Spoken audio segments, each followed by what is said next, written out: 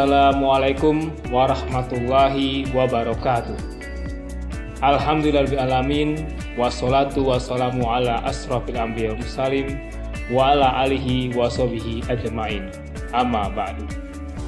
Program studi pendidikan geografi berada di wilayah Jakarta Timur, tepatnya di Jalan Tanah Merdeka, Kampung Rambutan, Ciracas, Jakarta Timur. Visi Prodi Pendidikan Geografi menjadi program studi penyelenggara pendidikan guru geografi yang mampu bersaing di tingkat nasional pada tahun 2020 yang didasari oleh kecerdasan spiritual, intelektual, emosional, dan sosial, serta peka terhadap dinamika kebencanaan.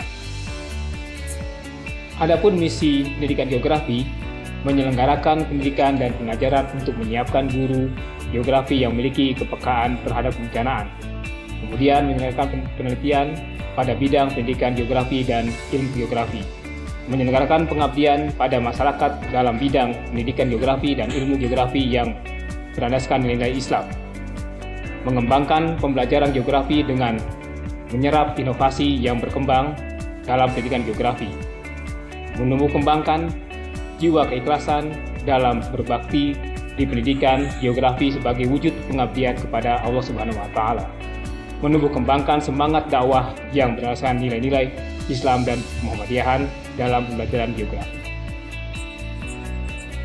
Tujuan pendidikan geografi menghasilkan tenaga pendidik geografi yang kompeten dan profesional serta tanggap dan peka terhadap kebencanaan dan juga terhadap perkembangan pendidikan geografi dan ilmu geografi. Menghasilkan tenaga pendidikan geografi yang bertakwa kepada Allah Subhanahu wa Ta'ala, berbudi luhur, bertanggung jawab dan mandiri.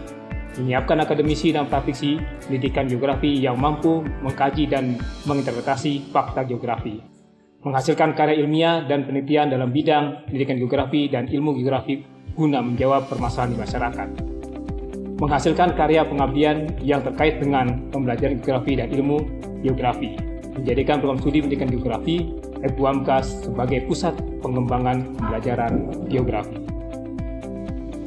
Dosen-dosen pendidikan geografi memiliki keahlian dalam bidang hidrologi, klimatologi, geologi, kartografi, kebencanaan, oceanografi, dan juga bidang pendidikan dan pengajaran dalam metode pembelajaran kegeografian.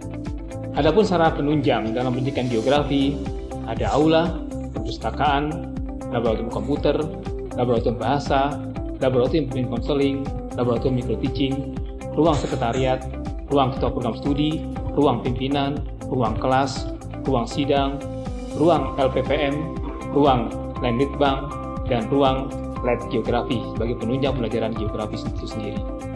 Program unggulan dalam menunjang akademik magang 1, 2, dan 3 di sekolah mitra, magang internasional kerjasama dengan negara Thailand, kuliah kerja lapangan 1 dan 2, praktek data iklim dan meteorologi bekerjasama dengan BMKG. Inilah program studi pendidikan geografi FUAMKA yang bergerak menyiapkan mahasiswa sebagai guru yang siap memiliki kepekaan terhadap kebencanaan sesuai dengan misi pendidikan geografi ini.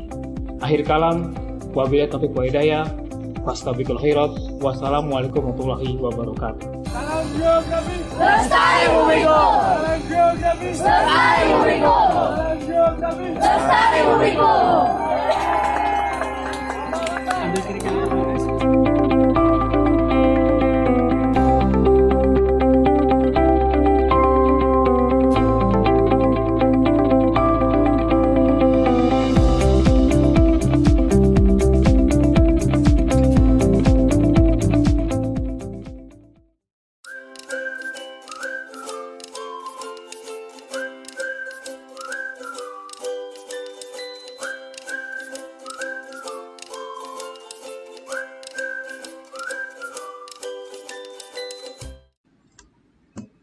Ada yang bergabung nggak? Ada, Bu. Ayo, Bu. Mas Sofi. Ada lagi? Saya juga, Bu. Aliza Natasha. Alisa. Mbak Alisa dari mana? Dari UHAMKA juga sama kayak Oh, yang dari UHAMKA. Ada lagi? 2 aja. Mas Sofyan sama Mbak Aliza dari pendidikan geografi kan? Iya, Bu. Iya, Bu. Iya, Bu. Oke, berarti nggak ada masalah begitu apabila nanti saya langsung masuk ke materi tentang kebencanaan. Oke, saya tidak tahu di UHAMKA sebelumnya sudah pernah dapat materi kebencanaan? Sudah belum? Kalau dari UHAMKA belum, Bu. Belum sama sekali. Iya, kalau materi kebencanaan ada di semester 6 dan semester 7. Oke. Nah, karena kalau di kita udah mulai dari semester 3 ya. Teman-teman di sini udah dapat penanggulangan bencana, terus apalagi kemarin? Manajemen bencana, Bu. Hah? Manajemen bencana? Ya, kemarin itu. Penanggulangan manajemen, ini yang terakhir ya, pendidikan mitigasi bencana ya? Ya. Oke, nanti kita coba mixkan dulu terkait kebencanaan. Oke, ini Mas Sofyan dari mana asalnya? Saya sendiri dari Jakarta, Bu. Dari Jakarta. Asli. Iya, Bu. Oke, kalau Mbak Alisa? Saya dari Bogor, Bu. Bogor, oke. Asli Bogor? Iya. Oke. Kalau teman-teman di sini ini kebanyakan dari Jawa Tengah. Dari Sragen, Wonogiri, Solo. Manajemen bencana, siklus pengelolaan bencana itu dibagi menjadi 3 fase. Fase saat sebelum bencana, saat terjadinya bencana, dan fase setelah bencana. Kedudukan mitigasi di mana? Mitigasi bencana lebih banyak berperan pada saat pra-bencana, sebelum bencana terjadi. Nah, mitigasi fungsinya agar kita bersiap-siap sebagai tembok, istilahnya tembok penghalang, siapan diri kita sebelum menghadapi bencana.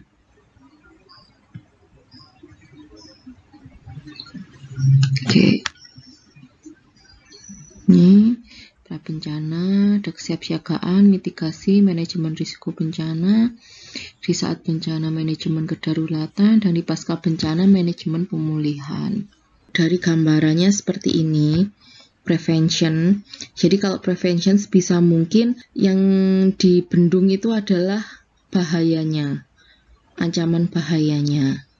Sedangkan kalau mitigasi di kita, di manusianya. Nah, kalau preparedness, kita harus sudah siap lari. Istilahnya harus sudah siap menghadapi bencana. Apakah itu harus lari? Apakah itu harus evakuasi? Di beberapa ahli, istilah prevention dan mitigation ini digabung menjadi satu. Bahwa prevention ini merupakan bagian dari mitigation. Jadi di tahap siklus manajemen bencana itu prevention tidak ada, mereka langsung ke mitigasi, kesiapsiagaan, dan peringatan dini. Jadi nanti tidak usah bingung kalau seumpama prevention itu tidak ada di dalam istilah. Misal kalian menemukan buku atau gambar siklus manajemen bencana, namun preventionnya tidak ada. Nah, biasanya prevention ini digabung menjadi satu di dalam mitigation. Ini contoh kegiatan kesiapsiagaan. Jadi sebelum terjadi bencana, biasanya masyarakat ini melakukan gladi. Gladi bagaimana alurnya apabila terjadi bencana gitu. Siapa yang berperan menjadi siapa? Karena kalau saat terjadi bencana kan pasti hal yang pertama itu kan panik. Jadi kalau tidak diatur terlebih dahulu di awal, bahwa nanti kamu yang nyetir truknya bawa masyarakat turun ke bawah. Kalau tidak ditunjuk langsung, terus terjadi bencana, mereka panik. Nah, ini nanti malah semua pada naik, tapi yang nyetir nggak ada. Maka dari itu, biasanya sebelum proses salah satu kegiatan di kesiapsiagaan itu adalah gladi. penyiapan jalur evakuasi, terus penyiapan peta kawasan rawan bencana.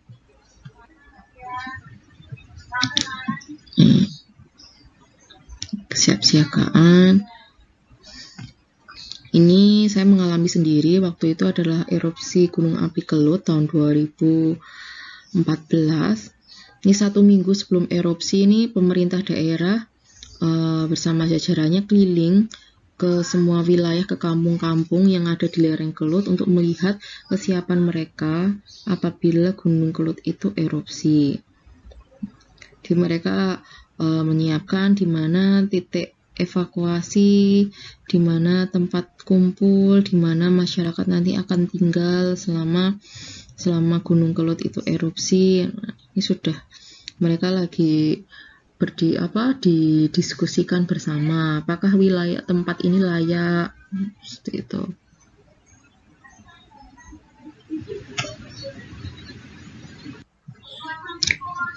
Nah, ini adalah peringatan dini dari gempa bumi bahwa kita memiliki sensor seismik yang tersebar di seluruh Indonesia, dibagi menjadi 10 region.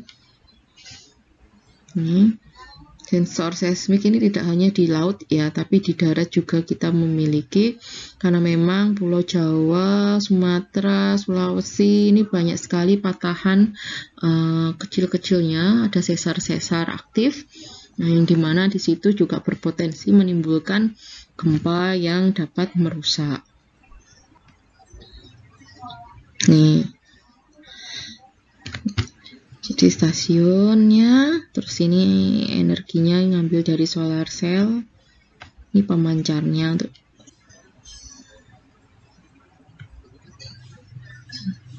ini pengolahan data seismik, sifatnya real time. Maka apabila terjadi gempa, biasanya kalau kalian mengakses data di BMKG itu langsung muncul tanggal berapa, jamnya, koordinatnya, terus langsung muncul kekuatannya, kedalamannya juga. Nah, ini untuk tsunami early warning system. Ini BUOS. Nah, BUOS itu tadi alat yang saya tunjukkan di slide awal. Ini BUOS, terus ada seismik, ada TEDGOX. Ini untuk mengukur tinggi gelombang juga sama. Jadi kalau tsunami ini tidak bekerja sendirian, jadi pemerintah juga saling bersinergi mulai dari BPPT, BMKG, dan Bogor-Surtangnal. Nah, kita punya sistem dalam penanganan tsunami itu INATWS,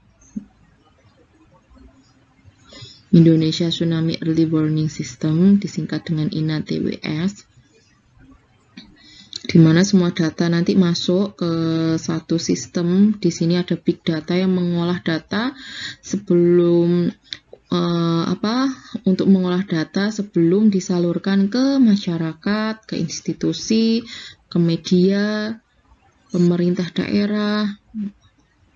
Nah, maka dari itu biasanya kalau terjadi gempa besar, kan biasanya di televisi itu juga ada peringatan untuk tsunami.